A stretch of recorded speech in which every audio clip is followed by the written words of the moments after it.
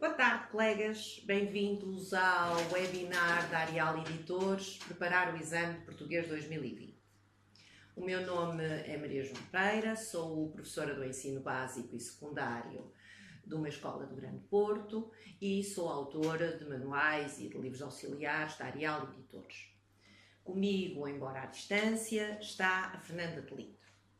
Boa tarde, colegas. É um prazer contar com a vossa presença neste webinar. Eu sou professora também de português de uma escola básica e secundária da zona do Grande Porto e, tal como a Maria João, também autora de manuais e auxiliares de apoio ao estudo da Arial Editores. Queremos, ao longo deste webinar, ou vamos procurar ao longo deste webinar, responder às vossas dúvidas e alertar para alguns aspectos menos claros nos documentos de referência. Agradecer as vossas questões colocadas, muito pertinentes, colocadas a quando da vossa inscrição, e iremos responder ao longo do webinar às mais recorrentes. Lembrar-vos também que têm à vossa disposição um chat no qual podem colocar outras questões. No final, iremos deixar convosco um endereço de e-mail para, se assim entenderem, nos contactarem com outras questões, com outras dúvidas, e nós iremos com todo o gosto dar-vos uma resposta. Por último, gostaríamos de agradecer à Arial Editores a oportunidade de podermos refletir aqui em conjunto sobre o Exame Nacional de 2020, num momento tão particular como este que atravessamos enquanto professores. Então, são objetivos desta sessão refletir sobre o Exame Nacional de Português de 2020. E porquê? Este exame efetivamente tem umas especificidades que os restantes não têm tido.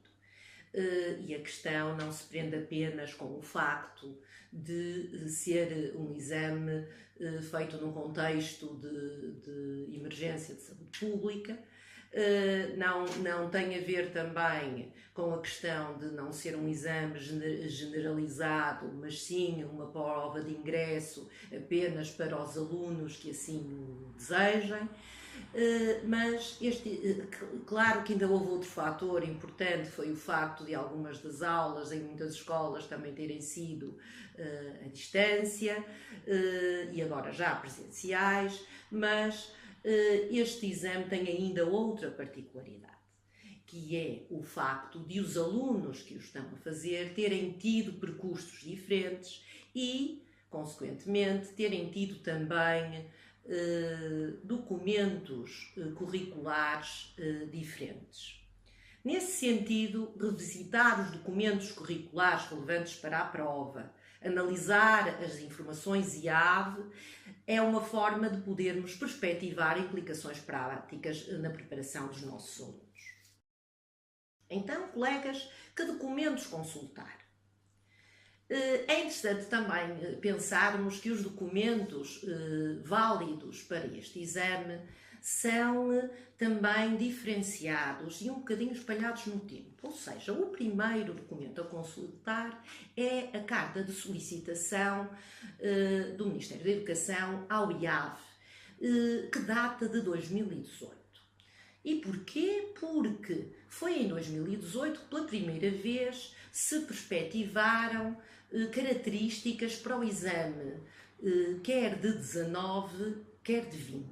Nesse sentido, é um documento que deveremos revisitar. Paralelamente, como todos os anos acontece, em 2019 houve as informações prova específicas relativamente à nossa prova, a prova 639 de português, que, tal como todos os anos, nos indicam a matriz e os itens e o tipo de itens que podemos esperar no Exame Nacional de Português. Agora, já decorrente da situação de emergência de saúde pública que vivemos, surge um documento novo do IAV, de maio de 2020, relativamente aos procedimentos de realização dos exames nacionais. É um documento transversal para todas as disciplinas, que será acompanhado também por informações específicas para cada prova. Então, quais são os documentos curriculares relevantes para o exame de 20? Os documentos curriculares são dois e são distintos. São eles, então, o Programa e Metas Curriculares de Português do Ensino Secundário e as aprendizagens essenciais. E porquê é que isto acontece? Isto acontece porque os nossos alunos que estão neste momento a realizar o 12º ano e que se vão preparar para o Exame Nacional, tiveram 2 percursos distintos desde o 10º ano. Enquanto a maioria das escolas esteve a trabalhar o Programa e Metas Curriculares de Português do Ensino Secundário, houve um grupo de escolas que aderiu ao projeto de autonomia e flexibilidade curricular e que estiveram a trabalhar desde 2017 as aprendizagens essenciais. Agora, colegas, se bem se lembram, as aprendizagens homologadas, tal como as conhecemos hoje, são de 2018. Então, o que é que aconteceu? Estes alunos, no 10º ano, nas escolas do projeto de autonomia e flexibilidade curricular, estiveram a trabalhar as aprendizagens essenciais, mas um documento experimental, que não é exatamente igual ao que nós conhecemos hoje, que são as aprendizagens essenciais homologadas. Vamos então responder a uma pergunta recorrente sobre educação literária, que por sinal é uma preocupação de muitos. Está aqui a colega Manuela Carvalho a colocar também a questão à qual vamos responder. Portanto, os colegas perguntam se a este nível, se neste domínio, há alguma diferença a assinalar no que diz respeito aos 2 documentos. Então, pensemos que os alunos que trabalharam as aprendizagens essenciais do documento de trabalho não realizaram aprendizagens nem da obra de Fernão Lopes, nem da História Trágica Marítima, porque elas efetivamente não integram esse documento. Sabemos que agora há uma ligeira alteração nas de 10º ano, nas que foram homologadas, mas nós estamos a falar do documento de trabalho.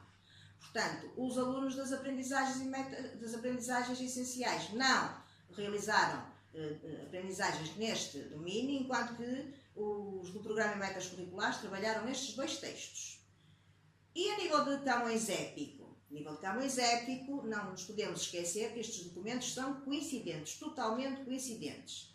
Quer num, quer noutro, devemos trabalhar quer a constituição da matéria épica, quer as reflexões do poeta.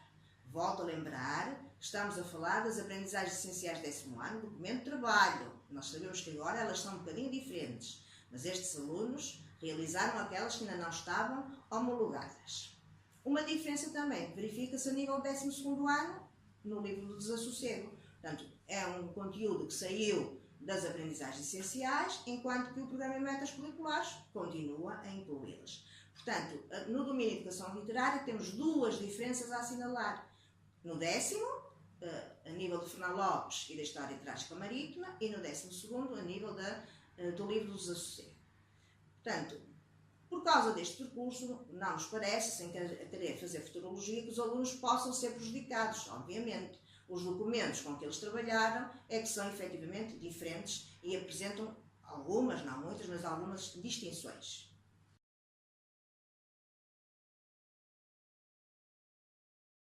O que nos dizem então as informações prova emanadas do IAV no início deste ano letivo?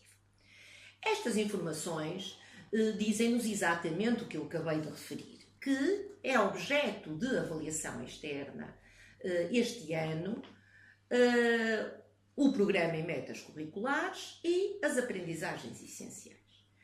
Acontece que esta informação prova do IAV apresenta uma nota que pode passar despercebida, mas que é muito relevante.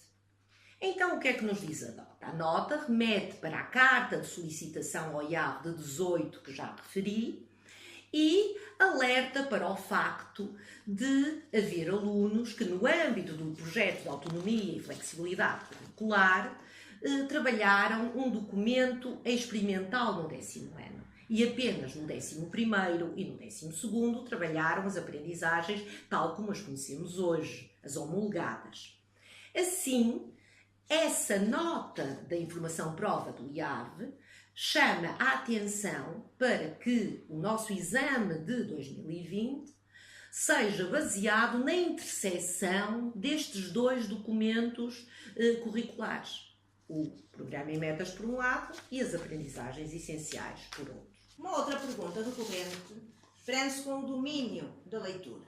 Os colegas perguntam se esta interseção entre os dois documentos tem implicações práticas. Não são muitas, mas tem efetivamente duas implicações, por assim dizer. Enquanto que o cartoon, enquanto género textual, é um género novo, integrado nas aprendizagens essenciais, não fazia parte do programa e metas curriculares, e por isso só estes alunos, só os das aprendizagens essenciais, terão realizado aprendizagens neste nível. O artigo de divulgação científica saiu das aprendizagens essenciais, por assim dizer, e então apenas os que trabalharam de acordo com o programa e metas curriculares é que terão trabalhado este género textual. Portanto, o cartoon para os alunos das aprendizagens essenciais e o artigo de divulgação científica para os alunos do programa e metas curriculares. A nível da escrita, permitam-me relembrar que efetivamente não há alteração nenhuma. Os dois documentos apontam para os mesmos géneros textuais, totalmente coincidentes. Então, só para relembrar, portanto, 10º ano, síntese, a exposição sobre um tema e apreciação crítica, que obviamente continua nos anos seguintes. 11º ano, entra com um género textual novo, o texto de opinião, que também continua para o 12º. Portanto, temos 4 géneros textuais totalmente coincidentes nos dois documentos. Para sintetizar, quais são então os documentos normativos relevantes para a prova? Para o exame de 2020, o Programa e Metas Curriculares do Ensino Secundário, em interseção com as aprendizagens essenciais. Não nos podemos esquecer do facto de que as aprendizagens essenciais de 10º ano foram um documento experimental diferente daquele que nós conhecemos hoje no 10º ano. Paralelamente, o exame de 21, porque tem alunos que iniciaram o 10º ano em 2018 e porque a essa data as aprendizagens essenciais já estavam homologadas, trabalharam já as aprendizagens essenciais no 10º, 11º e 12º, daí a prova de avaliação externa ter como objeto apenas as aprendizagens essenciais. Finalmente, uma outra pergunta recorrente, que também aqui o colega José Ferreira, a quem agradeço e quem cumprimento, um colega com o qual já trabalhei, agradeço muito a sua participação, assim como a participação de todos os outros colegas, evidentemente. Prende-se com o domínio da gramática. Neste domínio há também algo a assinalar? Sim, nós gostávamos de assinalar 3 aspectos em particular. Ora, pensemos que, ao contrário do que acontecia, do que acontece no programa e metas curriculares, onde os processos fonológicos estão todos bem explicitados, nas aprendizagens essenciais não há a explicitação, há apenas uma referência aos processos fonológicos. Portanto, estarão aqui em causa os de 9º ano, aqueles que foram trabalhados no 9º ano. Um outro aspecto a assinalar prende-se com o modificador do grupo verbal, obviamente que é a mesma função sintática, mas no programa e metas curriculares a designação era simplificada, por assim dizer. Enquanto que nas aprendizagens essenciais, os alunos terão que conhecer e utilizar a designação total. Portanto, sendo o elemento comum às duas modificador, por certo, no exame, será esse termo que será exigido aos alunos. Finalmente, um outro aspecto para o qual gostávamos também de dar destaque tem a ver com a anáfora como um mecanismo de coesão textual. É também um conteúdo novo nas aprendizagens essenciais, portanto, no programa e metas curriculares não está inserido, portanto, os alunos, a maioria, aqueles que fizeram o percurso inicial, portanto, os que não integraram o projeto de autonomia e flexibilidade curricular, não terão realizado aprendizagens neste nível, com certeza. Portanto, temos estes três casos a destacar no domínio da gramática. Colegas, neste quadro, parece-nos que fica muito evidente o percurso dos alunos do 10º até o 12º ano e a diferenciação desse percurso. Ou seja, temos os alunos que não integraram o projeto de autonomia e flexibilidade e temos os alunos que integraram o projeto de autonomia e flexibilidade.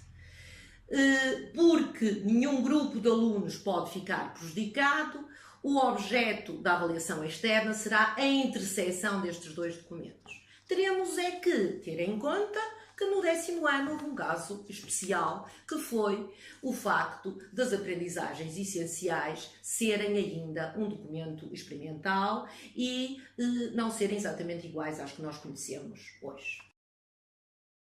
Este quadro mostra-nos o percurso dos alunos que irão realizar exame agora em 21, porque começaram o seu percurso no 10º ano em 2018, porque as aprendizagens foram homologadas no verão de 2018, os alunos terão apenas como objeto de avaliação no exame de 21 as aprendizagens essenciais. Colegas, saiu ainda há pouco, no final do mês de maio, uma informação complementar do IAV. Esta informação é decorrente da situação de emergência de saúde pública que o país atravessa e resulta também do surgimento de uma série de legislação transitória e excepcional que foi necessário implementar. O IAV justifica também esta informação devido ao facto de as provas de avaliação externa estarem já numa fase de elaboração praticamente de conclusão. Mas, tendo em conta a diversidade de situações do final do segundo período, o nosso final do segundo período e o nosso terceiro período, que nas escolas do país tiveram metodologias e modos de funcionamento algo diversos, numa tentativa de que se atinja o máximo de equidade e de igualdade para todos os alunos, foram tomadas 3 medidas.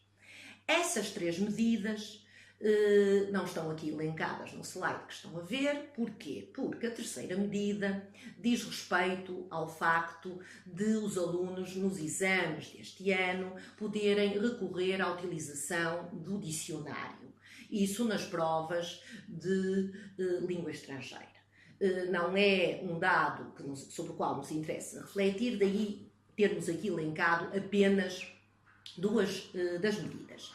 É preciso também notar que esta informação é transversal a todos os exames de todas as disciplinas. Assim, o que é que diz a primeira medida?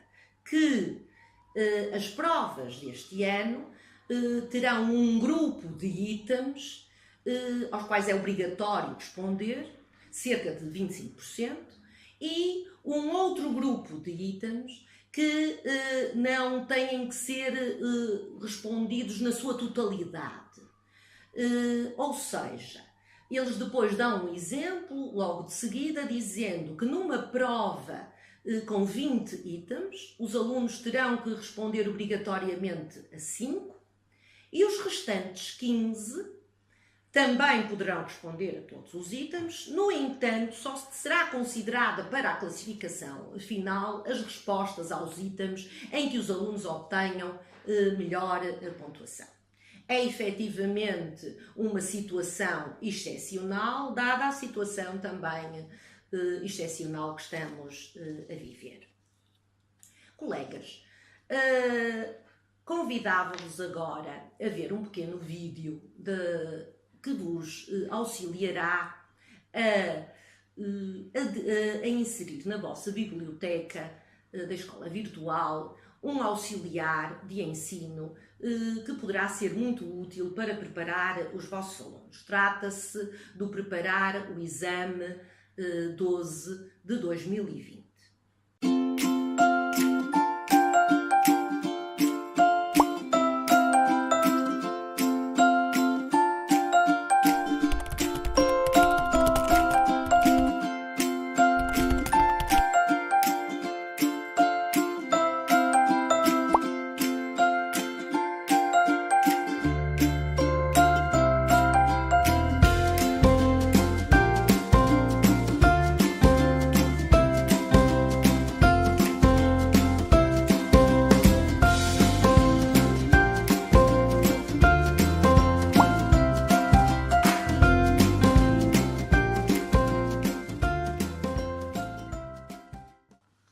questão: de que modo é que este auxiliar pode auxiliar os professores e alunos?